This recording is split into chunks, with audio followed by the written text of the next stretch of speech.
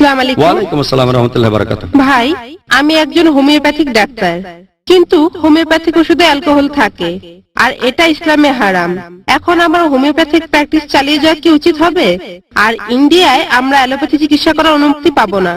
বোন প্রশ্ন করলেন যে আপনি একজন হোমিওপ্যাথিক ডাক্তার, আপনি একমত যে হোমিওপ্যাথিক ওষুধে অ্যালকোহল থাকে, ইসলামে এটা হারাম, তাই আপনার কি করা উচিত? যদি জানেন আরো কোনো উপায় আছে, আরো কোনো অপশন আছে, তাহলে এটা বাদ দেন। যদি দেখেন যে রোগের নিরাময় শুধু হোমিওপ্যাথিতেই হয়, অন্য কোনো চিকিৎসায় হয় না, অ্যালোপ্যাথিতে হয় না, বিভিন্ন থেরাপিতে হয় না, ইউনানিতেও হয় না, সেখানে অ্যালকোহল যদি শেষ উপায় হয়, এ ধরনের হলে প্র্যাকটিস করতে পারেন। 1 নম্বর পয়েন্ট। 2 নম্বর পয়েন্ট, হোমিওপ্যাথিক ডাক্তার হলে অন্য কোনো পদ্ধতিতে প্র্যাকটিস করতে পারবেন না, এটা থিওরিটিক্যাল প্র্যাকটিক্যাল না। আমি অনেক ডাক্তারকে চিনি যারা পড়েছে ইউনানি, হোমিওপ্যাথি, কিন্তু প্র্যাকটিস করে অ্যালোপ্যাথি। এমন অনেকে আছে পড়াশোনা করেছে ইউনানি আর প্র্যাকটিস করছে অ্যালোপ্যাথি।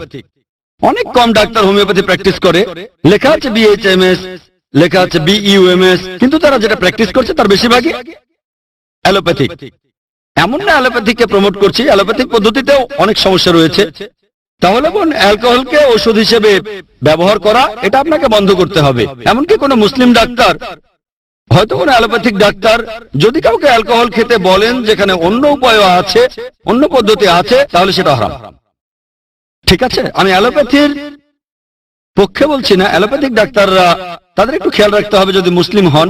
তাহলে বোন, আপনি যদি ডাক্তারি করে যেতে চান, হোমিওপ্যাথি ছেড়ে অন্য পদ্ধতিতে প্র্যাকটিস করতে পারেন যেখানে কোনো অ্যালকোহল নেই। আর যখন সরকারের কাছ থেকে রেজিস্ট্রেশন পাবেন, তখন অন্য পদ্ধতিতে চিকিৎসা করতে পারেন। আশা করি উত্তরটা